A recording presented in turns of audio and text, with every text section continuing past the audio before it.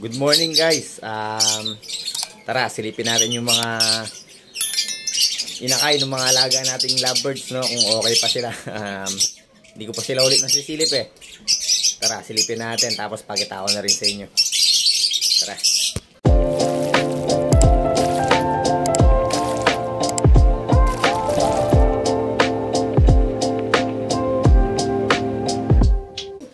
Binabati ko nga pala si Sir Sean Villar, aka Asyong Bartolome, ng happy birthday, no? Birthday niya po kahapon. Happy birthday po sa inyo, sir. Tapos shoutout nga po pala kay Sir Daryl Aranyo ng Aliaga, Nueva Ecija, pati na rin po sa mga members ng Saragosa Aliaga Bird Breeders. Kay Sir RBQP Lopez, yun, shoutout din po sa inyo. Tsaka kay Sir Mac Dingal, yun lang po. Shoutout po sa inyo lahat. Maraming salamat po sa inyo. Unahin na natin dito guys sa Par Blue o Papel Project natin. Tingnan natin kung okay pa yung mga inakay nila, no? Ilang araw ko na rin din nasilip to eh. Sana okay pa, no? Yun guys, okay pa naman yung mga inakay natin. Ito yung visual natin, magkatabi yung dalawa. Yan o, dalawang visual na pale follow. Ito naman yung mga kapatid nilang di visual. Okay pa naman silang apat, no? Yun, good news. Dito naman tayo sa back to back Par Blue Opaline natin. No, minsan no, may namatay dito yung pinaposter natin, yung galing nga kay Sir RBQP Lopez. Tingnan natin ngayon kung ilan na yung pisa, no? Tsaka kung okay pa yung inakay nila.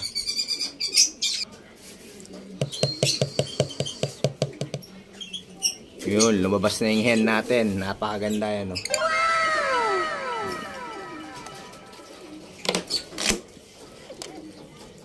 Yun, dalawang inakay guys. Yan, no? Yung dalawang itlog, di pa napipisa. Healthy naman silang dalawa, no? Nice one, napakaganda. Tapos silipin natin dito guys yung back to back opay split ino natin. Wala nga nag-visual dito, di ba? Tapos may pinaposter tayo dito, dalawa. Galing to doon sa kanina, yung back to back Par Blue Opaline natin, yung dalawa. Kasi yung dalawang itlog nito, kung napapansin nyo, 2/4. Dalawa lang yung nag-fertile, kaya pinalitan natin doon sa Par Blue. Tapos may binigay na itlog si Sir RBQP Lopez. Yun yung binigay natin doon sa Par Blue. Tara, silipin natin kung okay pa yung mga inakay nila. Medyo maselang kasing hen dito, no? Matapang siya. Ayaw niya lumabas ng nest box. Labas. Wala, ayaw niya talaga lumabas. Silipin na natin. Talagang nakatabunan pa guys. Masukal yung ano nila. Oops. Hindi natin masilip.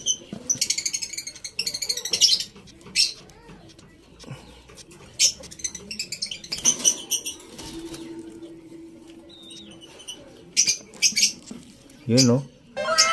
Apat na mga inakay guys. Okay pa.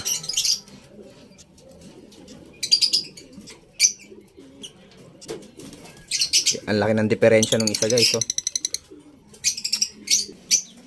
So yun guys, no, nakita nyo naman, okay pa yung mga inakay ng ibon natin. Sana, no, mabuhay silang lahat. Bali, ilan ba yun? 4, 8, 10 pieces na yung napisa dun sa mga itlog ng African lovebirds natin. Sana mabuhay silang lahat, no. Yun, mamimigay tayo sa mga yun. Mamimili tayo ng ipaparaffle natin doon. Tatlo pa lang yung ano, no? Tatlo pa lang yung may inakay sa mga breeder natin. Tapos yung sa baba, yung blue possible ino, tsaka white bull split ino natin, hindi ko pa sinisilip. Nag-aalangan kasi akong silipin yun eh. Maselan nga yung hen natin doon, sobrang selan. Tinatabunan yung mga itlog nila, no? Kaya yun, hindi ko pa rin sinisilip hanggang ngayon. Siguro mga 5 days pa. Siguro may inakay na yun. May inakay na siguro nun. Doon ko na lang sisilipin. Tapos dito pala sa pinagpapares natin, no, yung renewing RF line natin, OPA line. Banded na sila nung green paint follow, split OPA cock. Banded na sila guys. Binuksan ko na yung nest box. Kung makapansin nyo, ayan, no. I-breed na natin sila para makapag-breed na sila agad, no. Binigyan ko na rin sila ng mga sanga ng malunggay para mabilis sila mag-breed. So yun lang guys, no, pinakita ko lang sa inyo yung mga inakay natin, no. Good news, no, wala pa namang namamatay sa ano, yung mga inakay natin. Sana magtuloy-tuloy, no, maging healthy silang lahat para marami tayong may paimagay sa mga raffle natin. Yun lang guys, pinakita ko lang sa inyo. Ngayon ko lang ulit sinilip yung mga nest box nila, kaya yun, masaya ako dahil ano, walang makapatay sa inakay ng lovebirds natin. Tapos yun, banded na nga yung ano natin, bagong project natin. Pero yung isang project natin, di pa sila nagbaban, no? Yung blue opa pale at saka yung green opa pale natin, back to back opa pale. Di pa sila nagbaban. Pero okay lang yan, hindi naman tayo nagmamadali, no? So guys, hanggang dito na lang yung vlog natin para ngayong araw na to. Maraming salamat sa lahat ng sumusuporta. Huwag niyo po sanang kalimutan mag-follow at mag-subscribe sa aming Facebook page at YouTube channel. Maraming salamat mga kaibon, mga kalapatids. Ingat and God bless.